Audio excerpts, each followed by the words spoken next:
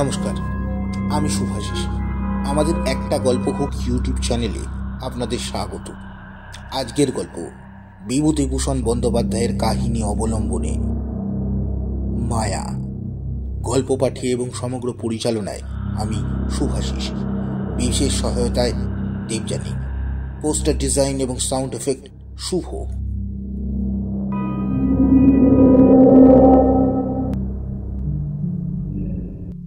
2 বছর আগের কথা বলি। এখনো অল্প অল্প যেন মনে পড়ে, সব ভুল হয়ে যায়। কি করে এলাম এখানে? বগুলা থেকে রাস্তা ধরে সিদ্রানির দিকে চলি। সেই রাস্তা ধরেই রাধুনী বামুনের চাকরিটুকু ছিল অনেক দিনের, আজ তা গেল। যাক, তাতে কোনো দুঃখ নেই। দুঃখ এই অবিচারে চাকরিটা গেল। ঘি চুরি আমি করিনি, কে করেছে আমি জানিও না, অথচ বাবুদের বিচারে আমি দোষী সাব্যস্ত হলাম। শান্তিপাড়া সর্ষে বেজের ডাঙা পার হয়ে বেলা দুপুর ঘুরে গেল। খিদেও পেয়ে গেছে। জোয়ান বয়স, হাতে সামান্য কিছু পয়সা থাকলেও খাবার দোকান থেকে এ পর্যন্ত এসব অজপাড়া গায়ে চোখে পড়ল না। রাস্তায় এক জায়গায় ভারী চমৎকার একটা পুকুর। স্নান করতে আমি চিরকালই ভালোবাসি। পুকুরের ভাঙা ঘাটে কাপড় নামিয়ে রেখে জলে নামলাম। জলে অনেক পানা শ্যাওলা, সেগুলো সরিয়ে পরিষ্কার জলে প্রাণ ভরে ডুব দিলাম। বৈশাখের শেষ, গরম বেশ পড়েছে। স্নান করে সত্যি ভারী তৃপ্তি হলাম। পুকুরের ধারে একটা তেঁতুল গাছের ডালে ভিজে জামা কাপড় রোদে দিলাম। শরীরটা ঠান্ডা হলো, কিন্তু পেট সমানে চলছে। এই সময় কোনো বনের ফল নেই, চোখে তো পড়ে না যেদিকেই যাই। এমন সময় একজন বুড়ো লোক পুকুরটাতে নাইতে আসছে দেখা গেল। আমাকে দেখে বললেন, বাড়ি কোথায়? আমি বললাম, আমি গরিব ব্রাহ্মণ, চাকরি খুঁজে বেড়াচ্ছি। আপনার তো বড় খিদে পেয়েছে, যাব কোথায়, খাবো কোথায়? আপনি কি সন্ধান দিতে পারেন? বুড়ো লোকটি বললে, রোসো নি, সব ঠিক করে দিচ্ছি। স্নান সেরে উঠে লোকটি আমাকে সঙ্গে নিয়ে গ্রামের ভেতরে জঙ্গলে ঘেরা একটি পুরনো বাড়িতে ঢুকলে। বললে, আমার নাম নিবারণ চক্রবর্তী। এবারই আমার, আমি এখানেই থাকি নে। আমার ছেলেরা বড় ব্যবসা করে, শ্যামবাজারে ওদের বাসা। এত বড় বাড়ি পড়ে আছে এখানে, মাত্র 3খানা ঘরে আমরা থাকি। কি কষ্ট বলো দেখি। আমি মাসে মাসে একবার আসি, বাড়িটা দেখাশোনা করি। ছেলেরা ম্যালেরিয়ার ভয়ে এখানে আসতে চায় না। মস্ত বড় বাগান পেছনে বাড়ির, তাতে সব রকমের ফলের গাছ আছে, 12 ভূতে খায়। তুমি এখানে থাকবে? বললাম, থাকতে পারি। কি কাজ করতে? রাঁধুনির কাজ। যে কদিন এখানে আছি সে কদিন এখানে রাঁধো, দুজনে খাই। খুব ভালো।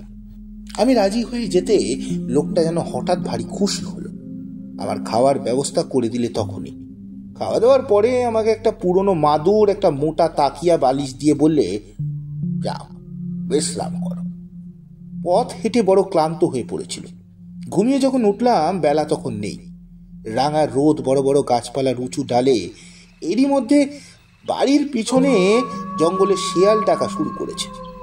আমি বাড়ির বাইরে গিয়ে এদিক ওদিক ঘুরে দেখতে লাগলাম। যেদিকেই চাই সেদিকে পুরনো আম কাঁঠালের বন আর জঙ্গল। কোনো লোক নজর পড়ল না। জঙ্গলের মধ্যে কেবলমাত্র এই স্থানে একটা ভাঙা দেউল দেখতে পেলাম। তার মধ্যে উঁকি মেরে দেখি শুধুই চামচিকের আড্ডা। ফিরে এসে দেখি বুড়ো নিবারণ চক্রবর্তী বসে বসে তামাক খাচ্ছে। আমায় বললে, চা করতে জানো? একটু চা করো, চিড়ে ভাজো, তেল নুন মেখে কাঁচা লঙ্কা দিয়ে খাওয়া যাবে। সন্ধ্যার পর বললে, যাও ভাত চড়িয়ে দাও, সরু আতপ আছে, গাওয়া ঘি আছে, আলু ভাতে, ব্যাস। যে আগে তোমার জন্য ঝিঙের একটা তরকারি করে নিও। ঝিঙে আছে রান্নাঘরের পেছনে, আলু হাতে নিয়ে তুলে আনো এই বেলা। আর একটা কথা, রান্নাঘরে সর্বদা আলো জেলে রাখবে। তা তো রাখতেই হবে, অন্ধকারে কি আর রান্না করা যায়? হ্যাঁ, তাই বলছি। মস্ত বড় বাড়ি, ওপরে নিচে বোধহয় 14-15খানা ঘর, এছাড়া টানা বারান্দা, 2-4খানা ছাড়া অন্য সব ঘরে তালা দেওয়া। রান্নাঘরের সামনে মস্ত বড় লম্বা রোয়াক, রোয়াকের ওমুড়োয় 4-5টা নারকেল গাছ আর একটা বাতাবি লেবুর গাছ। ঝিঙে তুলতে হলে ওই লম্বা রোয়াকের ওমুড়োয় গিয়ে আমায় উঠোনে নামতে হবে, তারপর ঘুরে রান্নাঘরের পেছন দিকে যেতে হবে। তখনও সম্পূর্ণ অন্ধকার হয়নি। আলোর দরকার নেই ভেবে আমি এমনি এমনি শুধু হাতে এই ঝিঙে তুলতে গেলাম। বাবা, কি আগাছার জঙ্গল রান্নাঘরের পিছনে! বুনো ঝিঙে গাছ, যাকে এঁটো গাছ বলে, অর্থাৎ এমনি বীজ পড়ে যে গাছ হয় তাই। অনেক ঝিঙে ফলেছে দেখে বেছে বেছে কচি ঝিঙে তুলতে লাগলাম। হঠাৎ আমার চোখে পড়ল একটা বউ মতন কে মেয়ে ছেলে আমার সামনাসামনি হাত 10 দূরে ছোপের মধ্যে নিচু হয়ে আমারই মতো ঝিঙে তুলছে। 2-1বার চেয়ে চেয়ে দেখলাম, তারপর পেছন ফিরে 7-8টা কচি ঝিঙে তুলে নিয়ে চলে আসবার সময় আরেকবার চেয়ে দেখলাম। দেখি বউটি তখনও ঝিঙে তুলছে। নিবারণ চক্রবর্তী বললে, ঝিঙে পেলে? আগে হ্যাঁ, অনেক ঝিঙে হয়ে গেছে। আরেকজন কে তুলছিল? নিবারণ বাবু বিস্ময়ের সুরে বললে, কোথায়? এই রান্নাঘরের পেছনে, বেশি জঙ্গলের দিকে। পুরুষ মানুষ? না, একটা বউ। নিবারণ চক্রবর্তীর মুখটা কেমন যেন হয়ে গেল। বললে, কোথায় বউ? চলো তো দেখি। আমি ওকে সঙ্গে করে রান্নাঘরের পেছন দেখতে যেতেই দেখি কিছু নেই।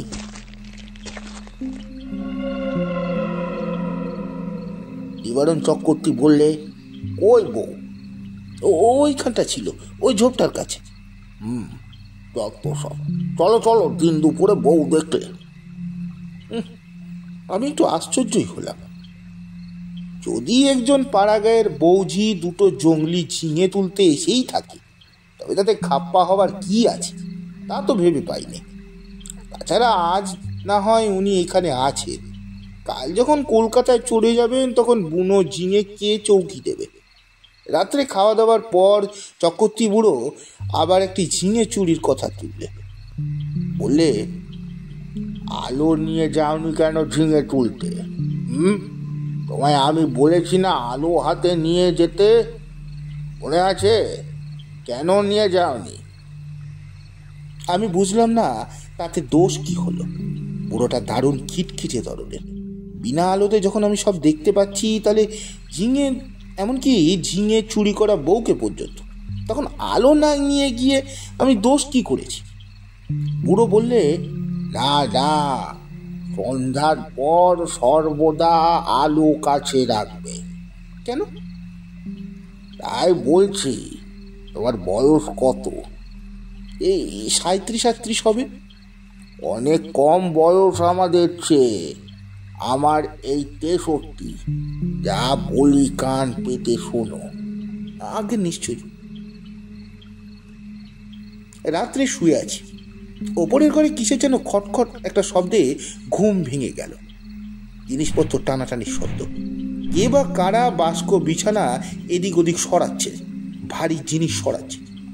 বুড়ো কাল সকালে যাবে কলকাতায়, তাই বোধহয় জিনিসপত্র গোছাচ্ছে। কিন্তু এত রাত্রিরে কেন? বাবা, কি বাতিগ্রস্ত মানুষ রে বাবা।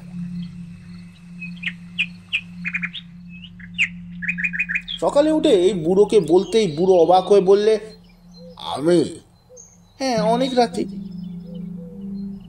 ও হ্যাঁ, না ঠিক।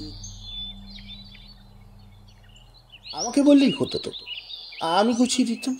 চক্রবর্তী বুড়ো আর কিছু বললে না, চুপ করে গেল। বেলা 9টার মধ্যে আমি ডাল ভাত আর ঝিঙে ভাজা রান্না করলাম। খেয়ে দিয়ে পটলা নিয়ে রওনা হলো বুড়ো কলকাতায়। যাওয়ার সময় বারবার বলে দিয়ে গেল, একেবারে নিজের ঘরের লোকের মতো থেকো। পেয়ারা আছে, আম কাঁঠাল আছে, উৎকৃষ্ট পেঁপে, তরি তরকারি পুতো। আমার খাস জমি পড়ে আছে 3 বিঘে। ভদ্রাসন হলো 1.5 বিঘের ওপর। লোক অভাবে জঙ্গল হয়ে পড়ে আছে। খাটো তরকারি উৎপন্ন করো, খাও আর বেচো।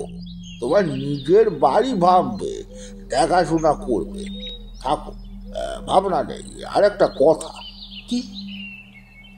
চক্রবর্তী বুড়ো অকারণে সুর খাটো করে বললে, কত লোকে ভাঙচি দেবে, কারো কথা একেবারে শুনো না যেন। বাড়ির দেখাশোনা যেমন করবে, নিজের মতো থাকবে, কোনো কথায় কান দেবে না। গাছের ফুল ফুলুরি তুমি খাবে, দুটো ঘর খোলা রইল তোমার জন্য। বুড়ো চলে গেল, আমাকে যেন আঁকশে তুলে দিয়ে গেল। আরে, এত বড় বাড়ির বড় বড় দুইখানা ঘর আমার ব্যবহারের জন্য রয়েছে, তাছাড়া বারান্দা, রান্নাঘর, রোয়াক তো রয়েছে। বাড়িতে পাতকুয়ো, জলের কষ্ট নেই, যথেষ্ট কাঠ আছে, কাঠেরও কষ্ট নেই। 10টা টাকা আগাম দিয়ে গিয়েছে বুড়ো, প্রায় 8 মনটা সরু আতপ চালু আছে, গাছ ভরা আম কাঁঠাল। এই যেন ভগবানের দান আকাশ থেকে হঠাৎ পড়ল। বিকালের দিকে নুন তেল কিনবো বলে মুদির দোকান খুঁজতে বেরোলো। বাপরে, কি বন জঙ্গল গাখানার ভেতরে! আর এদের বাড়ির ত্রিসীমানার মধ্যে কোনো লোকালয় নেই।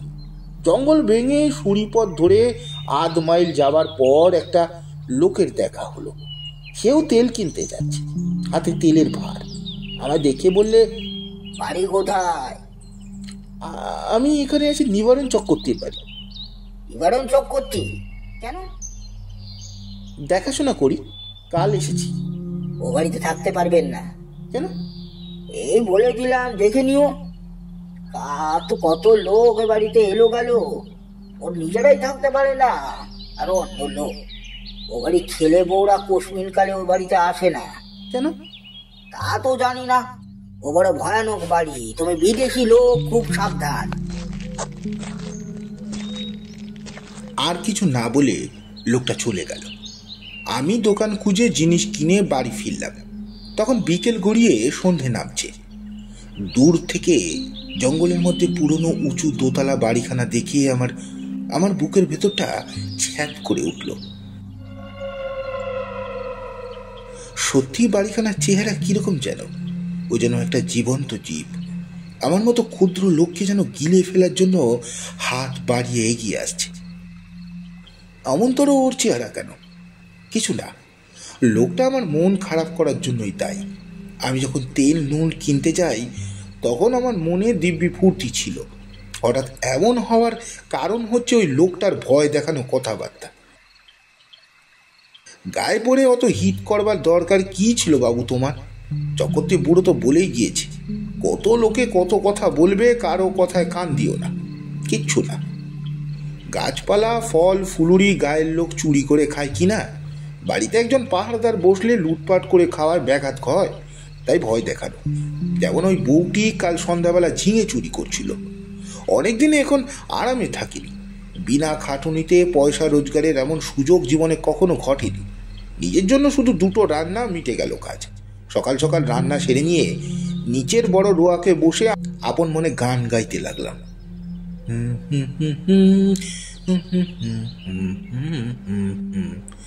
এত বড় বাড়ির মালিক আমি, কারো কিছু বলার নেই আমাকে, যা খুশি তাই করব। হঠাৎ ভয়ানক রকম আশ্চর্য হয়ে গেল। দোতলার নলির মুখ দিয়ে পড়তে লাগলো জল, যেমন ওপরের বারান্দা থেকেও হাত মুখ ধুলে জল পড়ে। বেশ মোটা ধারে জল পড়তে লাগলো। তখনই আমি উঠে রোয়াকের ধারে দাঁড়িয়ে দোতলার বারান্দার দিকে চেয়ে দেখলাম, তখনও জল পড়ছে সমানে মোটা ধারায়। ওপরের সিঁড়ি দরজায় তালা দেওয়া, চাবি চক্রবর্তী মশাই নিয়ে গিয়েছেন। সুতরাং দোতলা যাওয়ার কোনো উপায় আমার নেই। এই জল কোথা থেকে পড়ছে? মিনিট 10 পড়ার পর জলের ধারা বন্ধ হয়ে গেল। আমার মনে হলো চক্রবর্তী মশাই বোধহয় কোনো কলসি বা ঘোড়াতে জল রেখে দিয়েছিলেন ওপরের বারান্দাতে। সেই কলসি কিভাবে উল্টে পড়ে গিয়ে থাকবে? নিশ্চয়ই তাই, তাছাড়া জল আসবে কোথা থেকে? আলো নিভিয়ে একটু পরে গিয়ে শুয়ে পড়লাম। আলো নিভিয়ে শুয়ে পড়ার সঙ্গে সঙ্গে আমার চোখে ঘুম জড়িয়ে এলো।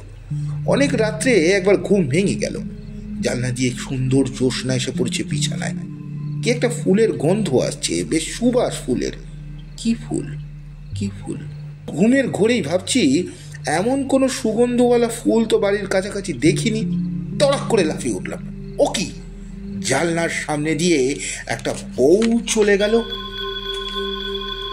রোয়াক বে। হ্যাঁ, স্পষ্ট দেখেছি, ভুল হবার কথা তো কখনোই না। আমি তক্ষুনি উঠে দরজা খুলে রোয়াকে গিয়ে দাঁড়ালাম। রোয়াকে দাঁড়াতে দুটো জিনিস আমার কাছে স্পষ্ট হলো।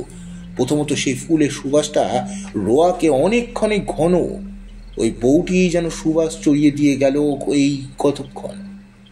না, কোনো ফুলের সুবাস নয়। এ কিসের সুবাস আমার মাথায় আসছে না। কেমন কেমন যেন লাগছে, একরকম নেশার মতো। কেন আমি বাইরে এসেছি? ও কে ওই বউ? রোয়াক বেয়ে খানিক আগে চলে গিয়েছিল, সেই তো ছড়িয়ে দিয়ে গেছে তীব্র সুবাস। কিন্তু কোন দিকে? কিন্তু কোনো দিকে নেই তো। সে গেল কোথায়? সেই রাতে সেই পর্যন্ত। কতক্ষণ পরে ঘরে এসে শুয়ে ঘুমিয়ে পড়লাম। সকালে উঠে মনে হলো সব স্বপ্ন। মনটা বেশ হালকা হয়ে গেল। কাজকর্মে ভালো করে মন দিলাম। বন জঙ্গল কেটে কিভাবে তরি তরকারি আবাদ করব সেই আলোচনা করতে লাগলাম মনের মধ্যে। একটা অসুবিধে এখানে থাকবার, বড্ড নির্জনে থাকতে হয়।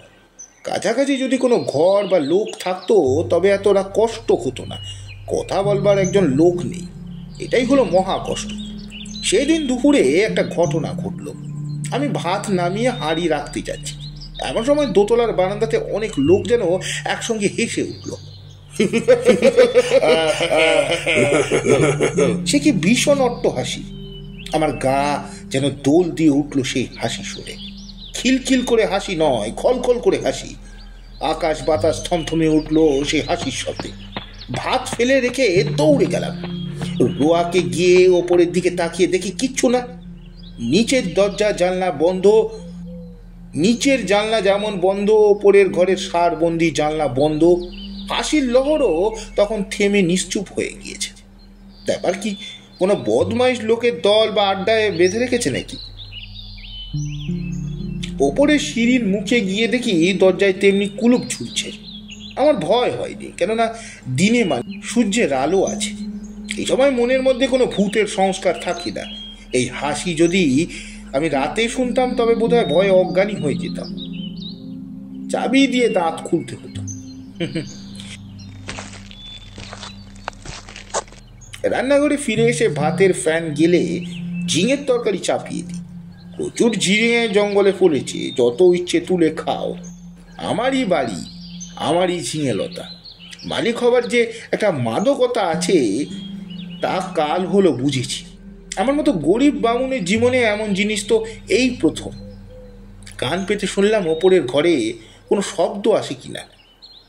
ছুঁচ পড়বার শব্দও পেলাম না। খেয়ে দিয়ে নিজের মনে বিছানায় শুয়ে ঘুমিয়ে পড়েছি। ঘুমের ঘরে শুনছি ঘরের মধ্যে অনেক লোক কথাবার্তা বলছে, হাসছে। ঘুমের মধ্যেও আমি ওদের কথাবার্তা যেন শুনছি, যেন কোনো বিয়ে বাড়িতে ঘর ভর্তি লোকের মধ্যে ঘুমিয়ে পড়লে লোকজনের গলার শব্দ ঘুমের মধ্যে পাওয়া যায়। হয়তো সবটাই আমার মনের ভুল। মনের সেই ভাব হয়েছিল হাসি শুনে, তারই ফল। এরপর 9 দিন আর কোনো কিছু ঘটেনি। মানুষের মনের অভ্যাস অপ্রীতিকর জিনিসগুলো তাড়াতাড়ি ভুলে যেতে চায়, পারেও ভুলে যেতে। আমি নিজের মনকে বোঝালুম ওসব কিচ্ছু না। কি শুনতে কি শুনেছি, বউয়ের দেখা চোখের ভুল, হাসি শোনাও কানের ভুল, ওসব ভুল। এই 9 দিনে আমার শরীর বেশ সেরে উঠল। খাই দাই আর শুধুই ঘুমাই, কাজকর্ম কিছুই নেই। কেমন যেন একটা কুড়মি পেয়ে বসেছে আমাকে। আমি সাধারণত খুব খাটিয়ে লোক, শুয়ে বসে আমি থাকতে ভালোবাসি না। কিন্তু অনেক দিন ধরে অতিরিক্ত খাটুনির ফলে কেমন যেন একটা অবসাদ এসে গিয়েছে, শুধুই আরাম করতে ইচ্ছা হয়।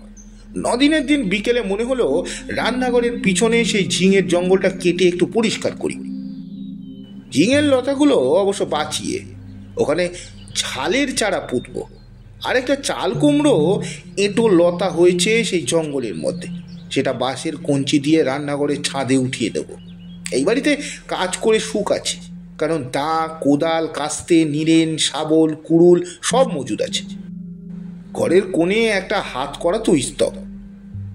অল্পক্ষণ মাত্র কাজ করেছি, আধ ঘন্টাও হবে না, হঠাৎ দেখি সেই বউটি ঝিঙে তুলতে এসছে।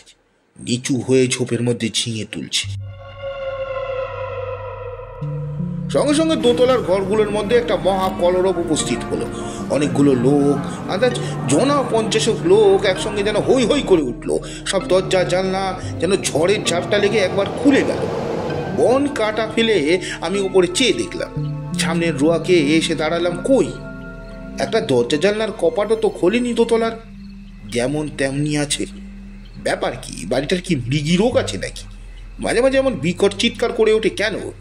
এবার তো ভুল হওয়ার কোনো কথা নয়। সম্পূর্ণ সুস্থ মনে কাজ করতে করতে এই চিৎকার আমি শুনেছি এই মাত্র। এখন আবার নিঃশব্দ চারিদিক, কোনো দিকে কোনো শব্দ নেই। সেই বউটি আবার ঝিঙে তুলতে এসছে এই গোলমালের মধ্যে। দৌড়ে গেলাম রান্নাঘরের পেছনে, কেউ নেই সেখানে। সেদিনের রাত্রে আরেকটা ঘটনা ঘটল, ভারী মজার ঘটনা বটে। খেয়ে দিয়ে সবে শুয়েছি, সামান্য তন্দ্রা এসছে। এমন সময় কিসের শব্দে তন্দ্রা ছুটে গেল। যে দেখি আমার বিছানার চারপাশে অনেক লোক জড়ো হয়েছে। তাদের সবার মাথায় লাল পাগড়ি, হাতে ছোট ছোট লাঠি। আশ্চর্যের বিষয়, সবার মুখ দেখতে একই রকম। একই লোক যেন 50টি হয়েছে। এইরকম মনে হইল প্রথমটা। বউ আর শীতে যেন একই মুখ দেখছি। কে যেন বলে উঠল, আমাদের মধ্যে আজ কে যেন এসেছে। তারপর আরো একজন, এখানে একজন পৃথিবীর লোকের বাড়ি আছে অনেক দিন থেকে। আমি দেখিনি বাড়িটা, তবে শুনেছি তারা দেখতে জানে। তারা বলে এই বাড়ির মধ্যে একটা লোক রয়েছে। সব মিথ্যে। কোথায় বাড়ি? আমরা তো কেউ দেখিনি। তবে এসো আমরা নাচ আরম্ভ করি। বাপরে বাপ, কথাই বলে ভূতের নৃত্য। শুনেই এসেছিলাম এতদিন, এবার স্বচক্ষে দেখলাম। সে কি কাণ্ড! অতগুলো লোক একসঙ্গে লাঠি বাজিয়ে একটা তাণ্ডব নৃত্য শুরু করলেন। আমার দেহের মধ্যে কতবার যে এসে গেল। সঙ্গে সঙ্গে বিকট চিৎকার আর হল্লা। আমার বিছানা বা আমার কোনো অংশ তারা স্পর্শ পর্যন্ত করলো না। আমি যে সেখানে আছি তারা সে জাননি না, তাও যেন তারা জানে না। ওদের হুঙ্কার আর ভৈরব নৃত্যে আমি জ্ঞান শূন্য হয়ে গেলাম। যখন জ্ঞান হলো তখন শেষ রাত্রে জ্যোৎস্না খোলা জানলা দিয়ে এসে বিছানায় পড়েছি। সেই ফুলের অতি মৃদু সুবাস ঘরের ঠান্ডা বাতাসে। আমি আধ অচেতনভাবে জানলার বাইরে জ্যোৎস্নামাখা গাছপালার দিকে চেয়ে রইলাম। কতক্ষণ পরে জানি না ভোর হয়ে গেল। বিছানা ছেড়ে উঠে দেখি ঘুমের কোনো ব্যাঘাত হয়নি। সুনিদ্রা হলে শরীর যেমন ঝরঝরে আর সুস্থ হয় তেমনি বোধ করছি। তবে সে ভূতের নাচ কে দেখেছিল? সে নাচ কি তবে ভুল? কেঁদে পরম আরামে শুয়ে ঘুমিয়ে পড়ে স্বপ্ন দেখেছি। তাই যদি হয় তবে শেষ রাতের ঠান্ডা বাতাসে যে ফুলের সুবাস পেয়েছি তা কোথা থেকে এলো? এই বউটি যে চলাফেরা করে তার তখনই কি ওরম সুবাস ছড়ায় বাতাসে? সুবাসটা ভুল হতে পারে না। এখনো সে আমার নাকে লেগে রয়েছে। কোনো এক অজানা বন ফুলের সুবাস হয়তো। তাই হবে। তেল কিনতে গেছি দোকানি বললে, তেল রাখো বাঁচো। হ্যাঁ বলি, দেখাছ নাকি? না। শুনেছ কিছু? না। তুমি একটি সাধু লোক, টুকটাক জানো নাকি ভূতের মন্তর? তেল দাও, চলে যাই। ওসব বাজে কথা। আচ্ছা, একটা মেয়েকে ওখানে কি কোনোদিনও দেখনি বউ মতন? একটা গন্ধ পাওনি? কিসের গন্ধ? কোনো ফুলের গন্ধ? না। ও বেঁচে গিয়েছ তুমি। তোমার আগে যারা ওখানে থাকতো সবাই নাকি একটি বউকে ওখানে দেখতো। এমন হতো শেষে ও বাড়ি ছেড়ে তারা নড়তে চাইতো না। তারপর রোগা হয়ে দিন দিন শুকিয়ে যেত, মরে যেত। দুটি লোকের ওই রকম হয়েছে পর্যন্ত। বাড়িতে ভূতের আড্ডা। ভূতে লোককে পাগল করে দেয়। হ্যাঁ, তাদের কাণ্ড জ্ঞান থাকে না। এমনি বাড়ি ভালো লাগে না, খেয়ে না দে ওইখানে পড়ে থাকে, ছেড়ে যেতে চাই না। তুমি তো দেখছি ভূতের মন্তর জানো গো। আমরা তো ও বাড়ির ত্রিসীমানায় যাইনি গো। মাথা খারাপ করে দেয় সাধারণ মানুষদের। তেল নিয়ে চলে এলাম। ভাবতে ভাবতে এলাম মাথা খারাপ হওয়ার সূত্রপাত আমারও হলো নাকি। বাড়ির সীমানায় পা না দিতেই আমার মনে হলো, না, সব ভুল। পরম সুখে আছি, এ ছেড়ে আর কোথায় যাব? বেশ আছি, খাসা আছি, তোফা আছি। সেই থেকে আমি 2 বছর পড়ে আছি এই বাড়িতে। চক্রবর্তী মশাই মাইনে টাইনে কিছুই দেয় না, তাতে আমার কিছু এসে যায় না। বাড়ি দেখাশোনা করি, বেগুন কলা বেচি, দিনরাত এদের নৃত্য দেখি, ওদের মধ্যেই বাস করি। এক পাও যায়নি বাড়ি ছেড়ে।